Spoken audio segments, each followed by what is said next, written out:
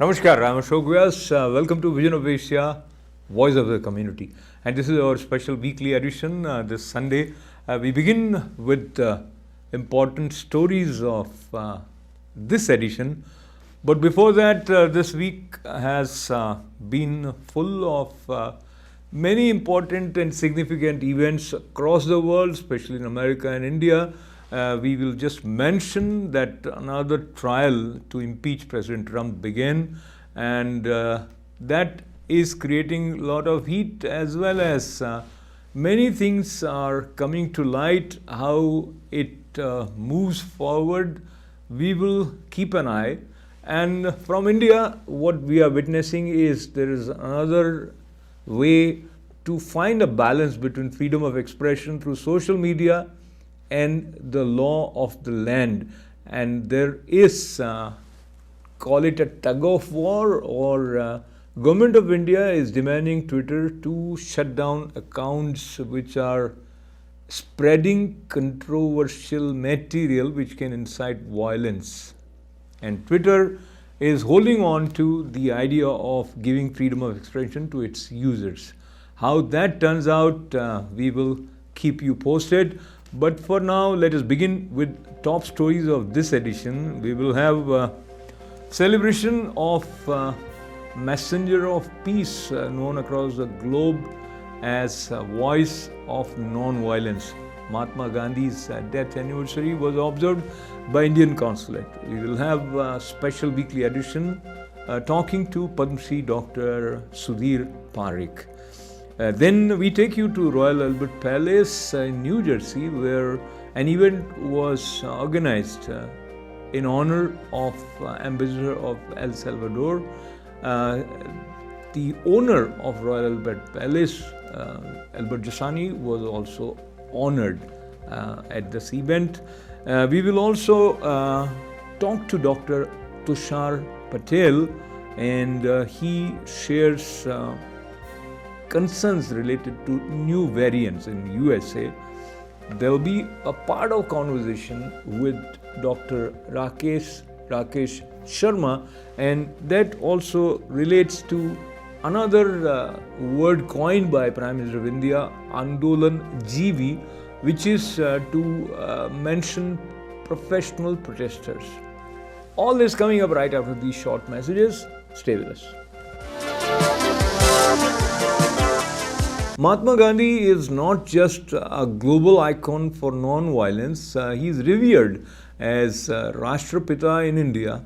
Unfortunately, of late, there has been instances where some of the statues of this messenger of peace were harmed in United States of America. One instance happened at Washington, D.C., another in California. But on 30th January, there was recommitted vigor and energy towards following on the footsteps shown by Mahatma Gandhi, and an event was organized by the Indian Consulate. Here are some highlights.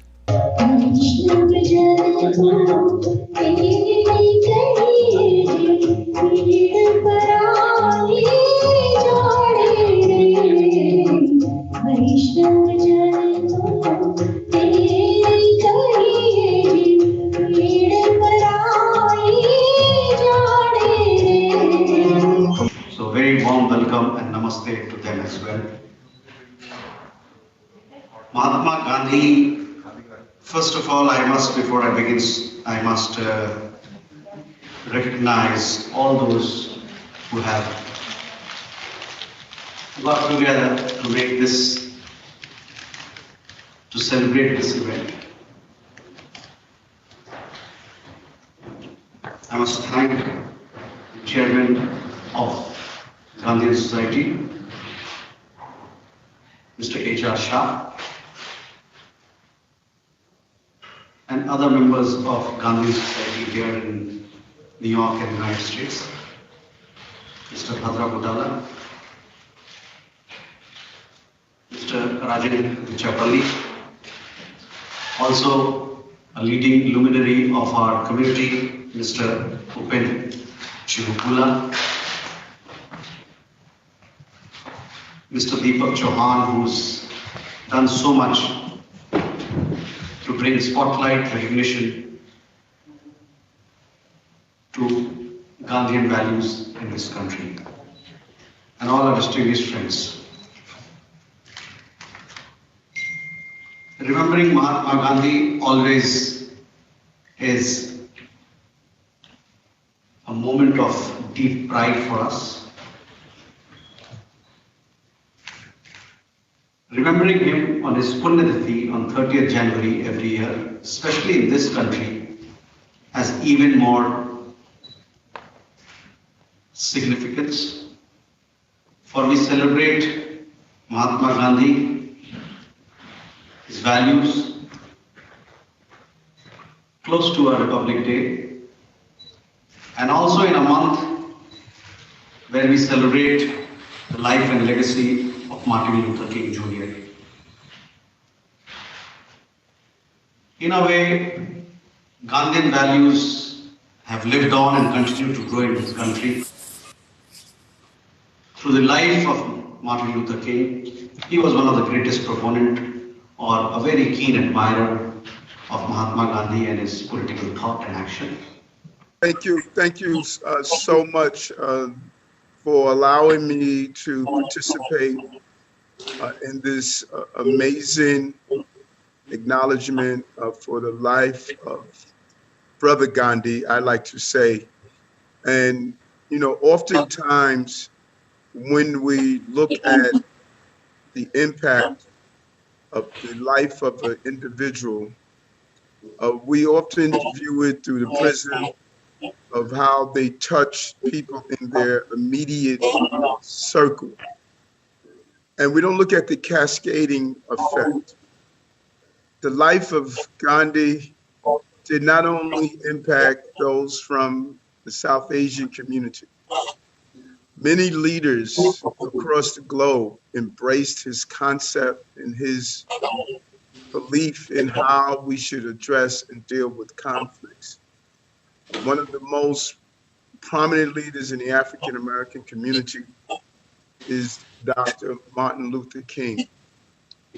Dr. King made it clear it was through the works and the life of Brother Gandhi that he embraced the nonviolent concept. And it took a country with all of its militarization, all of its strength, and all of its power. Through Dr. King's understanding of the principles behind nonviolence, we were able to transform America in the process. And African Americans were able to benefit from that. And there were those who saw Dr. King's work, and on the continent of Africa, South America, and Central America, they too embraced the nonviolent concept. And I share that to let it be known that whenever one's bring the right spirit and energy, the universe has a moment of shifting how we respond. And we can use our inner strength, our inner power, to move the universe where it should move.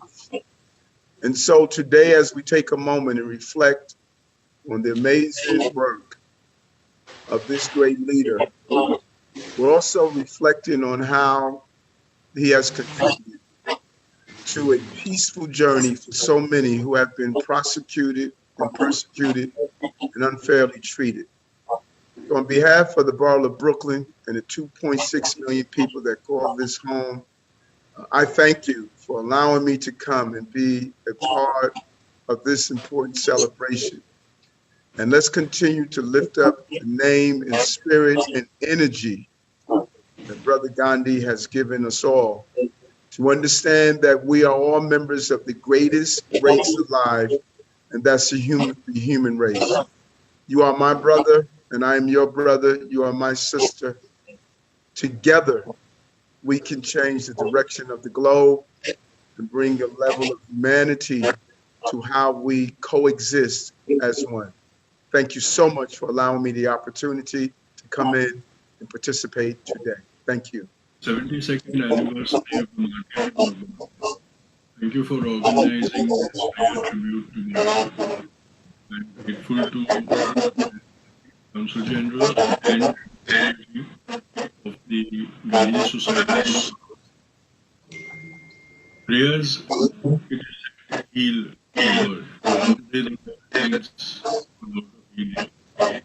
In the age of the pandemic, and also in the of the hate that we see prevalent in our society today worldwide. We need the healing touch of love. And if prayers can heal, then we must believe that once we love, truth, nonviolence, peace, and equality and be our creed, we can make Bhakti a symbol of these qualities on which humankind. I thank all of you and wish you all the best that we may triumph against all the adversities that the last year has forced us and our own propensity for hate and allies as the grief we face today. We all heal together. How things are shaping up in America with respect to the new administration under President Biden. How impeachment trial happening again for President Trump is likely to result in to unifying the nation or to reassuring people about upholding democratic values. We talked to Padma Shri Dr. Sudhir Parikh.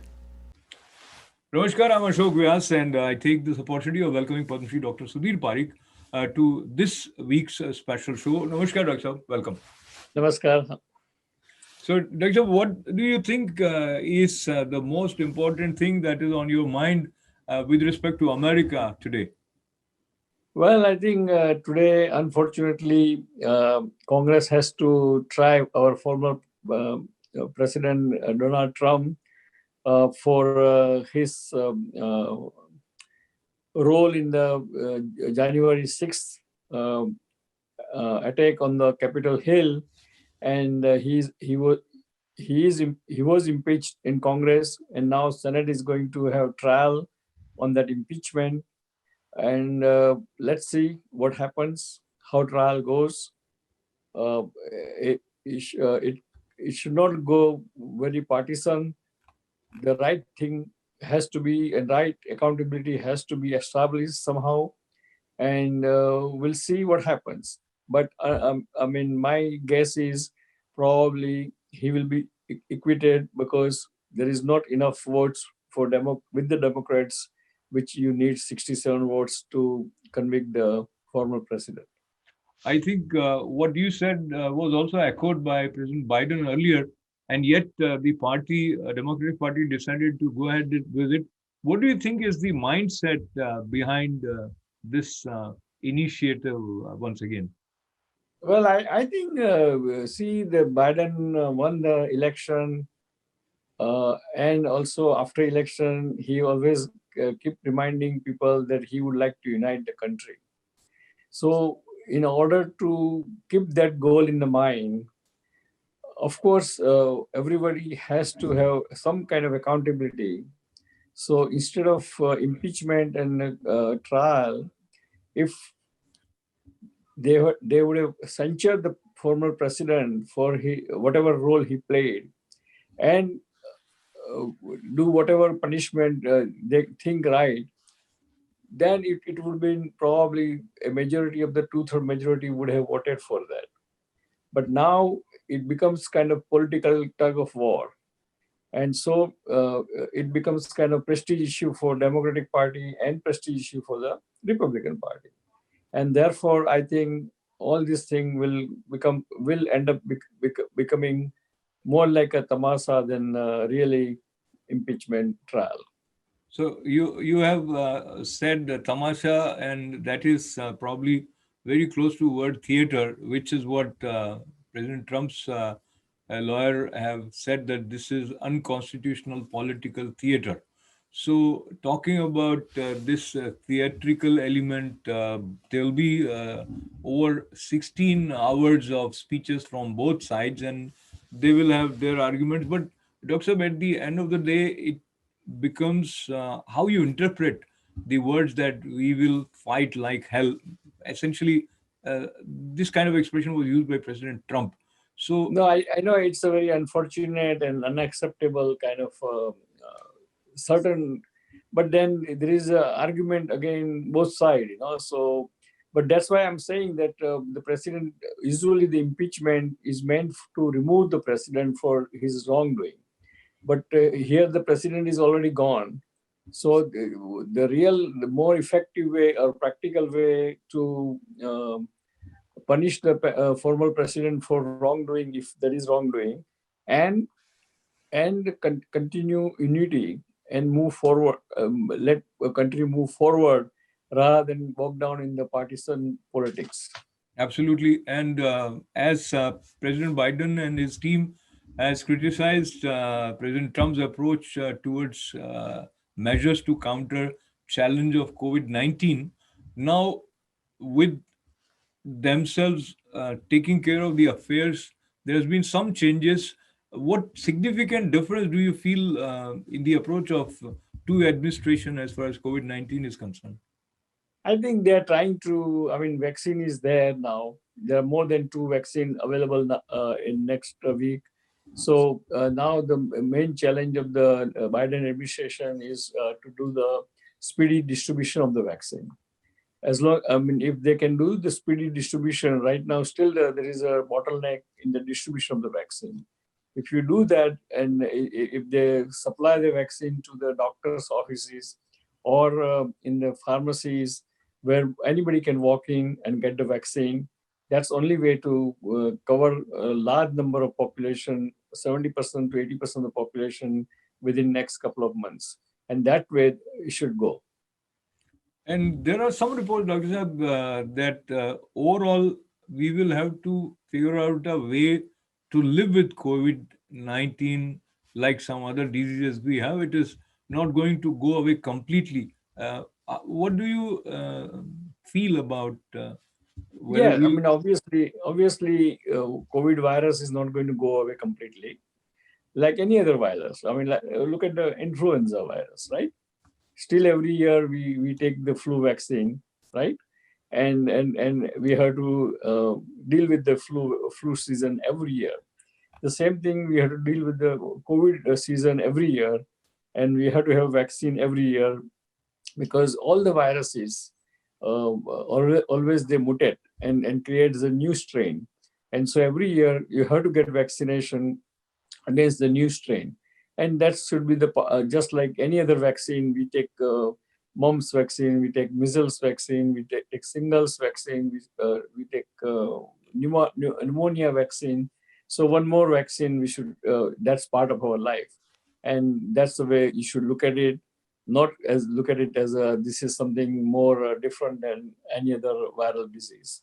And as long as a vaccine is available and people participate in that and take the vaccine every year, then life becomes close to normal life.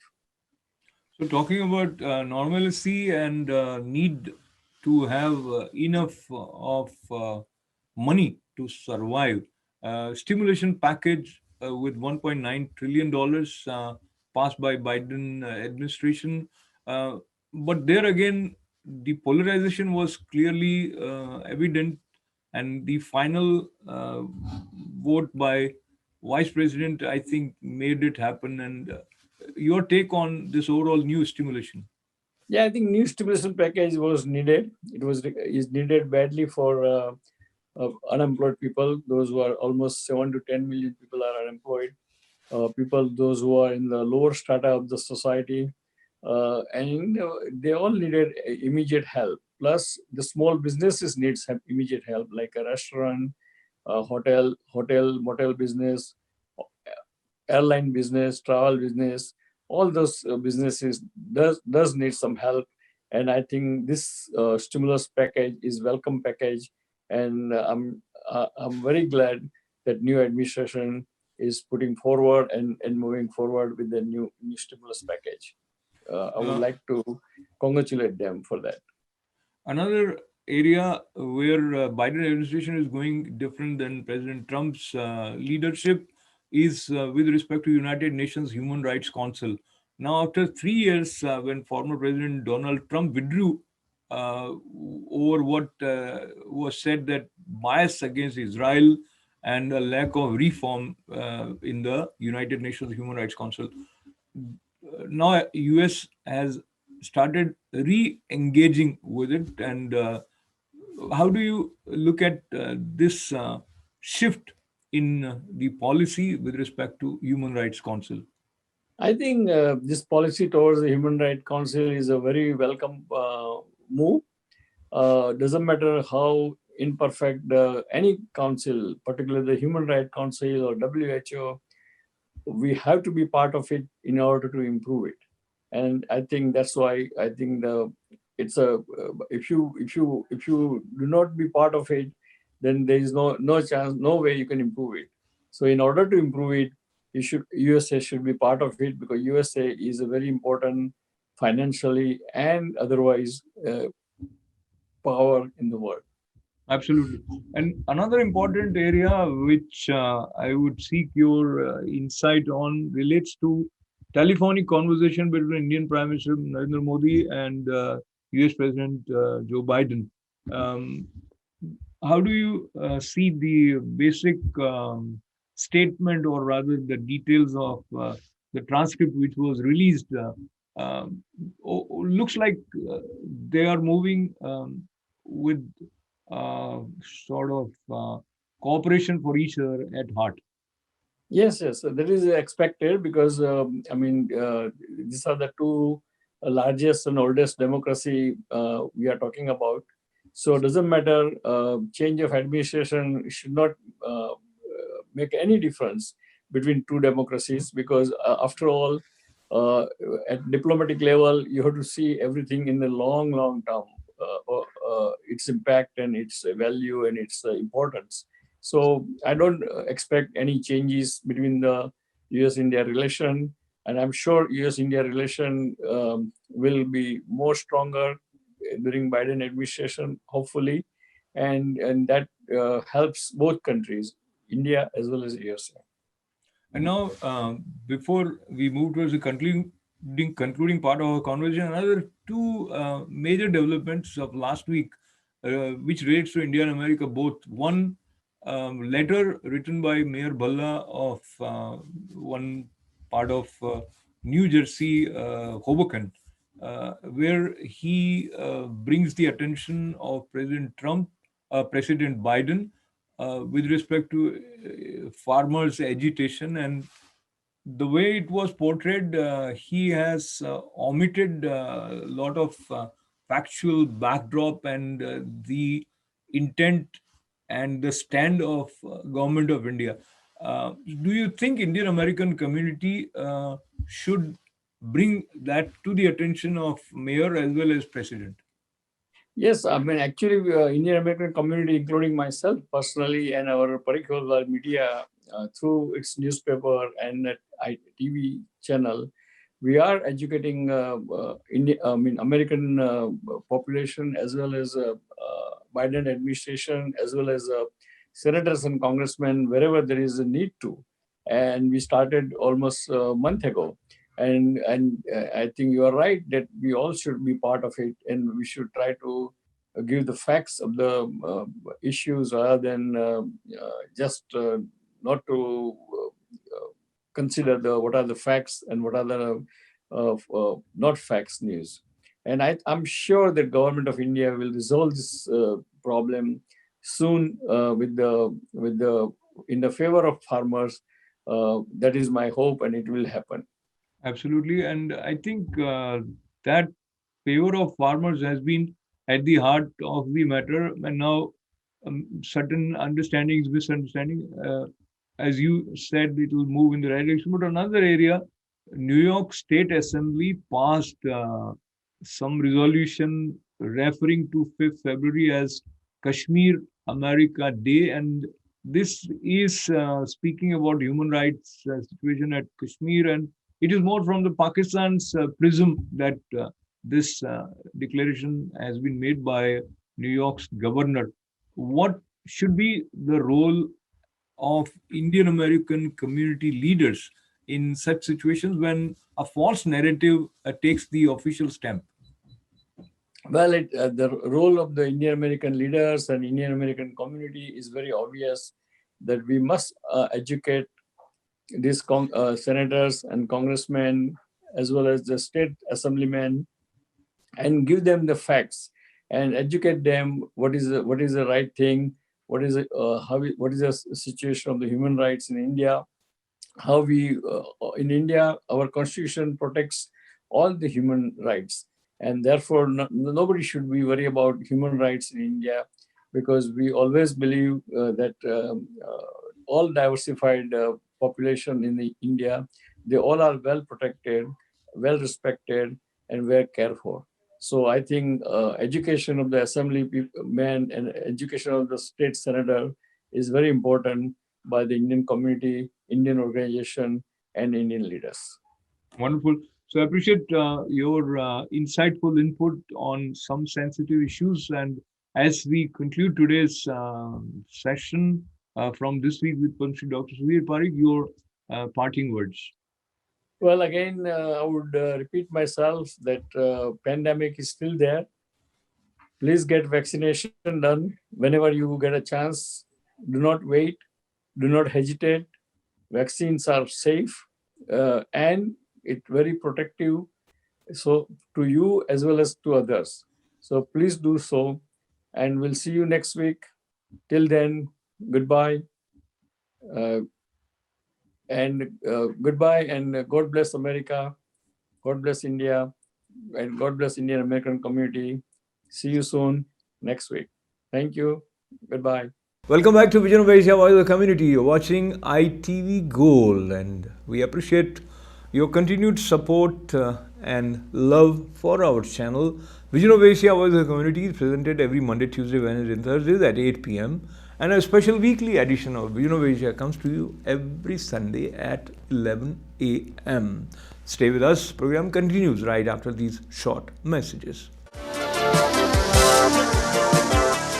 A reception was held for the ambassador of El Salvador, and that event took place in New Jersey at Royal Albert Palace. Albert Jassani was also honored, and there were warm conversations about close cooperation between two nations. Here are some highlights.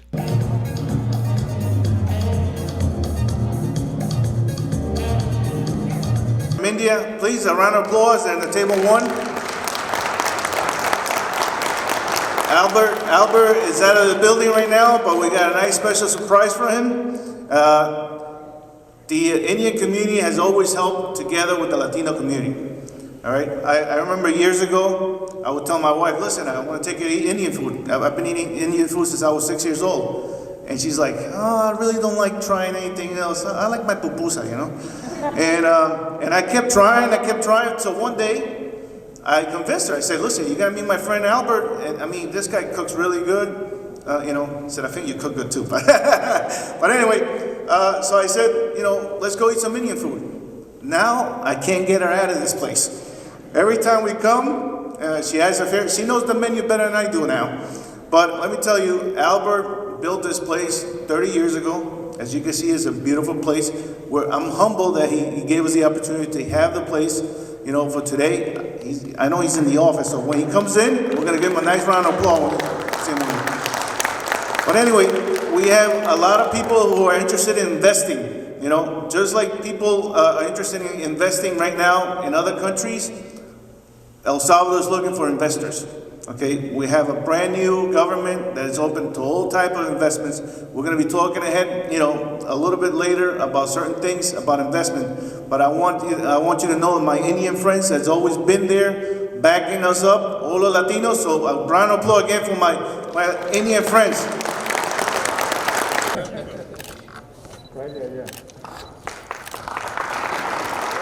Thank you very much, and this country gave me so much thing. We got the greatest mayor, a lot of good people come from all over the country, and my new symbol is the cow is the mothers. So America is our mothers, and they're giving us the milk. So we should feed them back, not only take the milk out. So thank you very much for coming here, and I appreciate it. Great mayor, he's good to every community. Thank you very much, I appreciate it. Thank you. For me, it's a pleasure to be here, to be as an ambassador. They told me that for more than 30 years, non-ambassadors have come to this city. So for me, it's a pleasure to come, to meet Salvadorian people, to meet investors, and to speak about the good things we're doing in El Salvador. I'm a young politician, but I'm really pretending to change the style of the politics in my country, and I'm open to do more to strengthen our relationship with the United States. Salvador to have a ceremony here. It's just another example of his generosity. And I'm with also our Fourth Ward Councilman in Woodbridge, Verbadra Patel, otherwise known as Viru, my good friend. And we're always here to help Albert celebrate and to recognize Albert for everything he does. So Albert, thank you very much. Yes, good evening, ITV viewers. I'm Viru Patel, the councilman from the Woodbridge Township. It's really very, I would say, honoring here to be during this ongoing pandemic. I think this is a big celebration here, welcoming for Miss Mayorga. She's actually the ambassador to U.S. from El Salvador, you know. There was a big reception from the El Salvadorian committee. I think they held this honoring ceremony at the Albert Palace. It's amazing to see this many people after a year, I would say. People were almost following everything like safe distancing. People were wearing masks, and the program was really exciting, very nice. We also would like to congratulate Ms. Mayorga for coming to U.S. and being an ambassador. And also, I would like to thank Albert for hosting such a beautiful event. Hi, Nick Maldonado, CEO of Total Taxes. It's a pleasure to be here. Thank you to Tony Villalobos for inviting me, for having me, to help spread the word of the opportunities available in El Salvador. Honored to be here. Thank you. How you doing all? Welcome to Ford's, to Albert's Royal Palace. Today we're hosting the welcoming party for the new ambassador of El Salvador to the U.S., Milena Mayorga. She's with us today. We have a lot of people from the community, from the surrounding area, from New York and New Jersey. We welcome you and thank you for being with us today. Thank you. I'm president of Hudson County Community College, a Hispanic serving institution, and it is my great honor to have been invited to meet the ambassador and others today, and it's a pleasure to be here. Good afternoon, I'm Carolina Espinal, and I'm Deputy Assistant Commissioner for New Jersey Department of Education. I am very excited to be here, and I would like to greet the community on behalf of our Commissioner Angelica Alec McMillan, and at the same time taking advantage to welcome the ambassador to New Jersey and congratulate the Salvadorian Leadership Board for this great event and for all the work they do for the community. Thank you very much. Albert Jassani from the Royal Albert Palace, and I come to this country with no money, and this country is the great, and the great just like mothers, and mother is just like a cow, and cow is just giving us the milk, and we cannot take the milk out from the cow mothers. We should feed them back. So, Cow USA, we have to be good to America, and we have to do something good for them. Good afternoon, everyone. And today is a big day for the Albert Jassani, who is the owner of Royal Albert Palace. And he said that this country is such a good country, and this beautiful country has honored him today. That police department, Tony. Yeah, so he got the honor from the El Salvador for the Citizen of the Year to Albert Jassani in the Royal Albert Palace. And I'm really proud of him, and I would like to congratulate him from the all Indian community and from South Asian. Thank you very much. Congratulations, Albert. You deserve it. And El Salvador country is a beautiful country, and they honor Citizen of the Year. Great. Congratulations. Dr. Tushar Patel tells us that there is going to be a new vaccine by Johnson & Johnson likely to be released in the early March. And how this new variant of COVID-19 is likely to affect us, that was also explained by Dr. Patel. Here are some highlights from that conversation with Aditi Lamba. Just today, we heard South Africa has paused its rollout of AstraZeneca vaccine because of this variant. In South Africa, it's not working that effectively against it. What have you heard about it in the US? And do you see our vaccines ever going on a pause because of these variants? That is true. That is true regarding AstraZeneca vaccine for sure. However, the good news is Johnson & Johnson vaccination will be applying for the emergency authorization within next few weeks. And I would say by early March, we should have the third vaccine available in this country. So not good news upfront for AstraZeneca vaccine, but the good news is for J&J vaccine in this country. Dr. Patel, what are these variants exactly doing to the virus?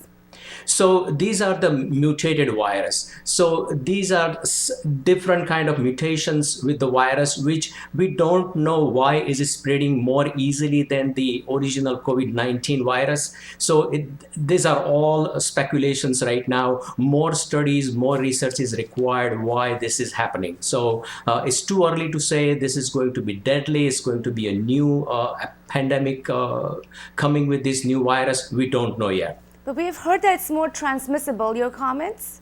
Yes, these are more easily transmissible and give mild to severe illnesses much more than the regular COVID-19 we saw before.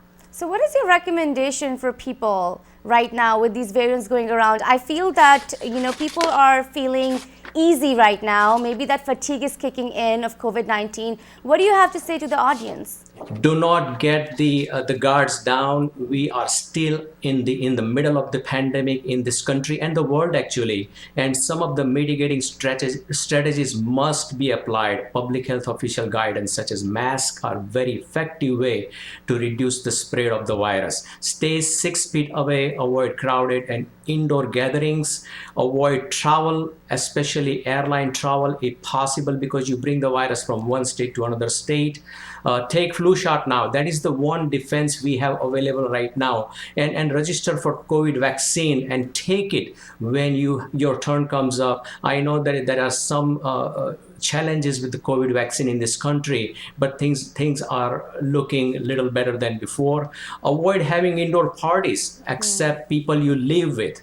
Wash your hands frequently and getting tested, isolating and quarantining. All those things we are telling people since early 2020 still applies in 2021.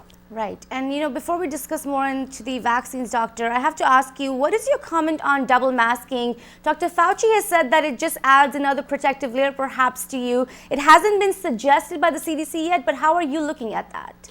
So masking, facial coverings are always good. There are not enough research for double masking. These are some of the strategies are given by the public health officials based on their experience of the virus. We all should follow that.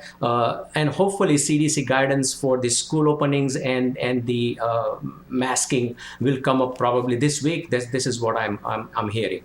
Right. Let's talk about the vaccines now, Doctor. You recently got your first dose of the vaccine as well. Share with us which vaccine have you gotten and how was the experience been for you and what are the side effects so far?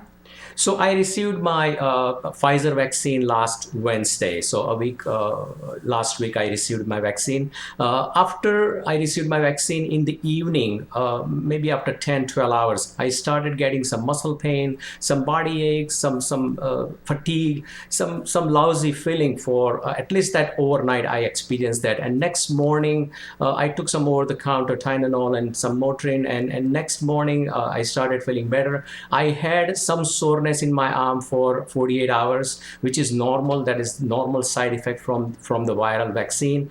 And I think overall, in my opinion, I think the vaccine was very safe and very effective. I did not get that many complications from the vaccine.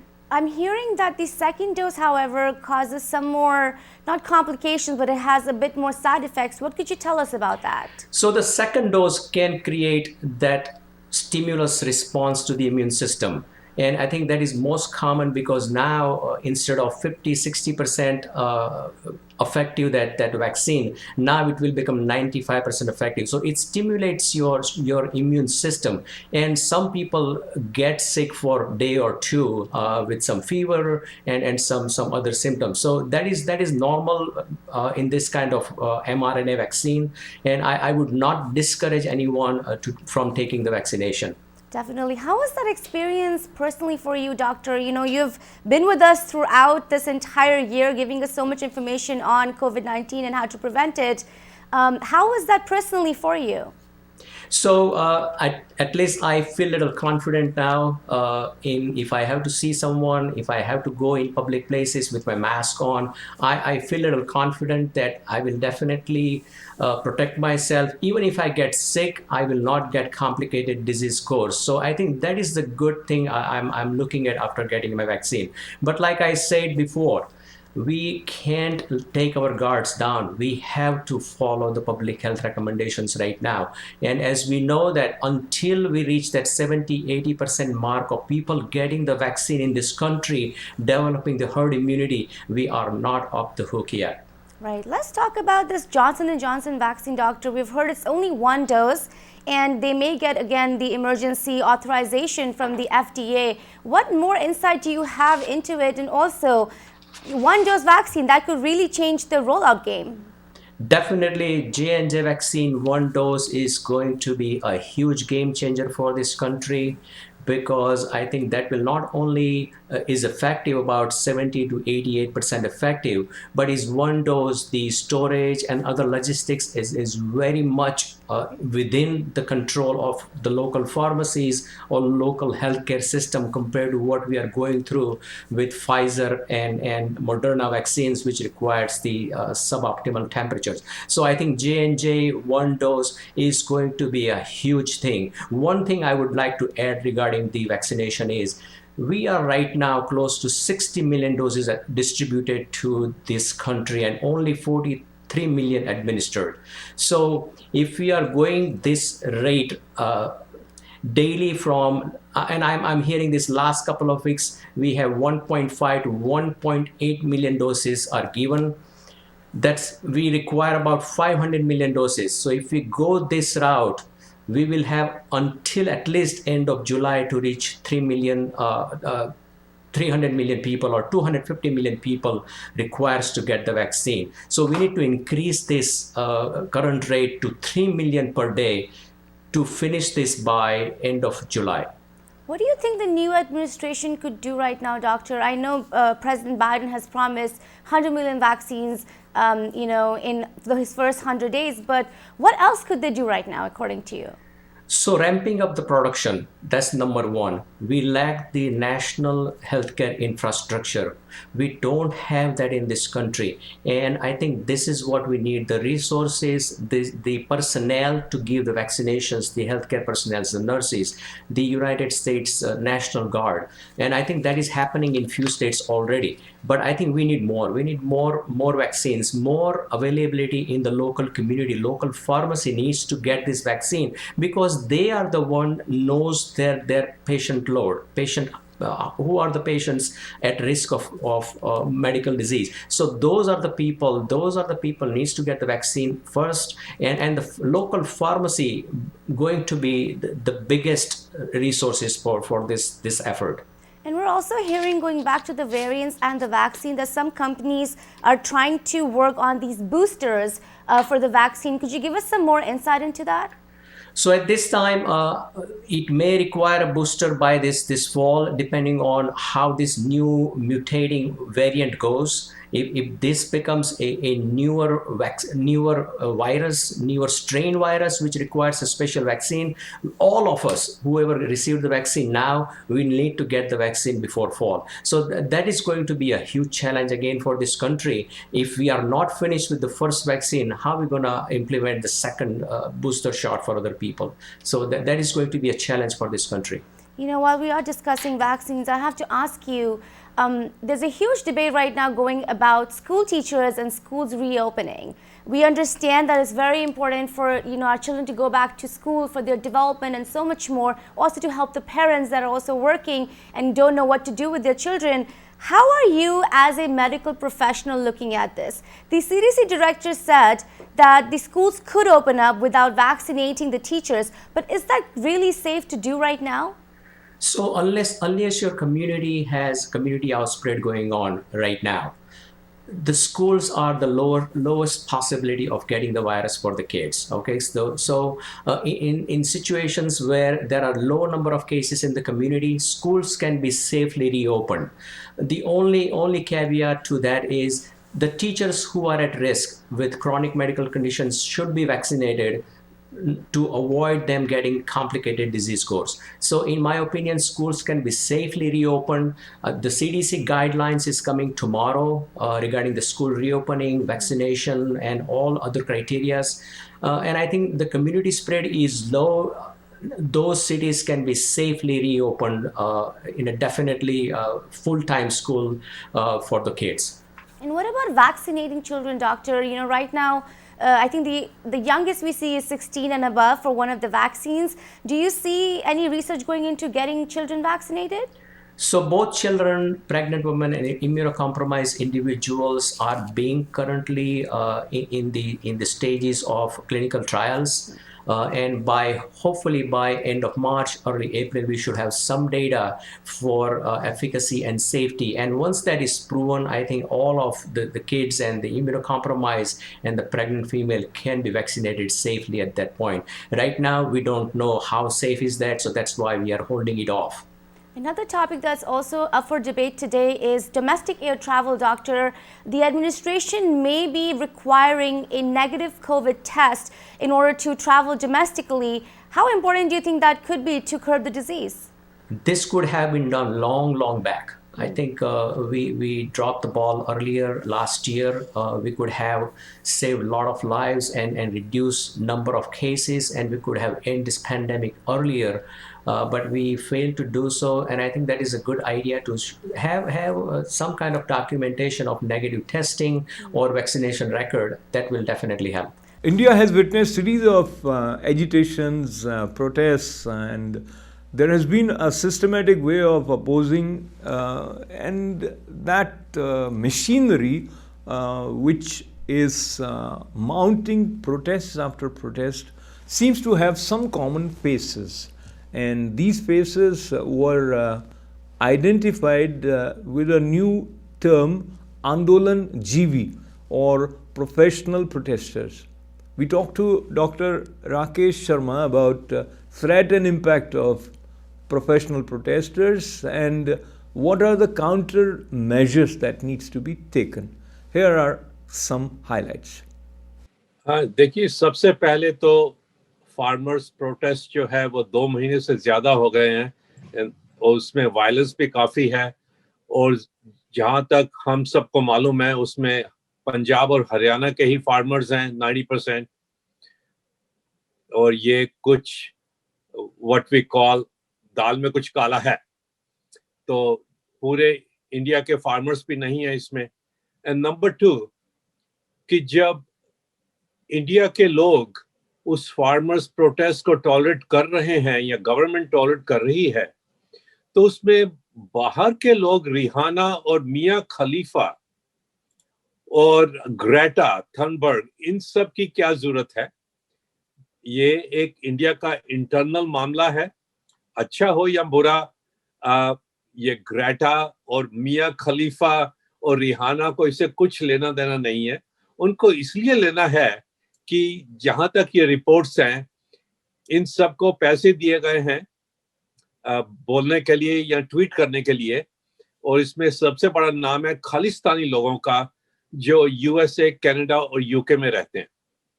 तो अगर एक foreigner को आपने इतना हक दिया है कि वो इंडियन गवर्नमेंट के खिलाफ कुछ भी बोल दे या ट्वीट कर दे, तो वो लोग जो इंडिया में रहते हैं वो अपनी कंट्री को प्रोटेक्ट नहीं करें या ट्वीट ना करें, ये तो एक बहुत ही बेवकूफ़ी जैसी बात है। वह लता मंगेशकर जिनकी इज्जत बहुत ज्यादा है, और सचिन तेंदुलकर जो आज तक क्रिकेट के सबसे अच्छे खिलाड़ी रहे हैं पूरे दुनिया में, अगर उन्होंने कुछ ट्वीट किया है अपनी कंट्री के सपोर्ट में, तो अगर आप उसको बुरा मानते हैं तो मियां खलीफा और रिहाना इन सब के ट्वीट आपको बुरे नहीं लगे? मतलब या तो आप ड्रग्स पे हैं या आपका दिमाग काम नहीं कर रहा। वो अच्छा, जो महाराष्ट्र के होम मिनिस्टर अनिल देशमुख है, उनका जो आर्ग्यूमेंट है वो ये है कि सेलिब्रिटीज ने ये ट्वीट्स बीजेपी के दबाव में आके तो नहीं किए हैं।